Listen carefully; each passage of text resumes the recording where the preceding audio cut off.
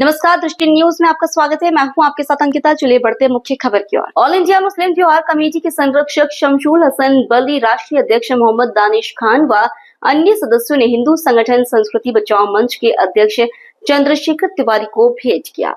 कुरान कहा कि कुरान को पढ़कर समझे कि इस्लाम क्या है और अनर्गल बयानबाजी कर सस्ती लोकप्रियता पाने और समाज को भड़काकर भारत की गंगा जमुनी तहजीब को ना करें भंग। चंद्रशेखर तिवारी ने कहा कि मैं कुरान का अध्ययन अवश्य करूंगा और समझकर भविष्य में कोई बयान दूंगा।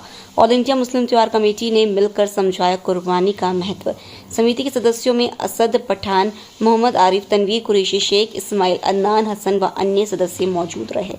इको फ्रेंडली नहीं हो सकती, इसके लिए संस्कृति बचाओ मंच ने इको फ्रेंडली बकरों का निर्माण किया है और 1000 रुपए में हम बकरा प्रदान कर रहे हैं, जिसकी की लागत 2000 रुपए। लेकिन अगर कोई सकारात्मक प्रयास करता तो उसके लिए संस्कृति बचाओ मंच तत्पर होकर ये प्रयास में उसको सहयोग प्रदान करेगा। संस्कृति बचाओ मंच धर्मगुरुओं से ये मांग करता है कि एक वक्तव्य जारी करके मुस्लिम धर्मावलंबियों से निवेदन करें कि इको फ्रेंडली ईद मनाएं। आज संस्कृति बचाओ मंच के सम्मानीय अध्यक्ष श्री चंद्रशेखर तिवारी जी को मैं हिंदी में का अनुवाद किया हुआ कुरान किया है और ये इसलिए किया है क्योंकि समय समय पर वो नेशनल टीवी में भी जाते हैं, टीवी पर जाते हैं, सब हर जगह नेशनल टीवी पर दिखते हैं, नज़र आते हैं। हम चाहते हैं कि शब्दों का उच्चारण जो होता है शब्दों का या शब्दों पर पकड़ होना चाहिए, क्योंकि शहर भोपाल शहर और अदब और एहतराम का शहर है,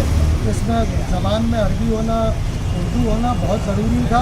हम भाई साहब को ये कुरान भेंट कर रहे हैं इस उम्मीद के साथ कि हमारे सम्मानीय अध्यक्ष महोदय ज्ञान भी प्राप्त करें और उसका कुरान क्या कहता है, कुरान कुर्बानियों के बारे में क्या कहता है, कुरान के चलने का रास्ता, दीन पे चलने का रास्ता, दुनिया पे चलने का रास्ता बताता है। हम चाहते हैं कि भैया के इस कुरान का अध्ययन कर और अपना ज्ञान की प्राप्ति कर, ज्ञान बांटे, जिससे कि हमारे शहर का, प्रदेश के लोगों को सही से इस कुरान की जानकारी हो, जिससे कि अनर्गल जो बातें कई बार हो जाती है वो ना हो। आज शमशुल हसन जो कि मुस्लिम स्कॉलर हैं, इन्होंने मुझे कुरान भेंट किया है और इसके लिए मैं इनका धन्यवाद देता हूँ, क्योंकि ग्रंथ किसी का भी हो, चाहे रामायण हो, चाहे महाभारत हो, या हमारे वेद हो या पुराण हो, चाहे मुस्लिम धर्म का अगर कुरान है तो उसका भी हम सम्मान करते हैं। और इनका कहना ये है कि इसको पढ़कर कुरान में क्या लिखा गया है इसको हम ज्ञान की प्राप्ति करें।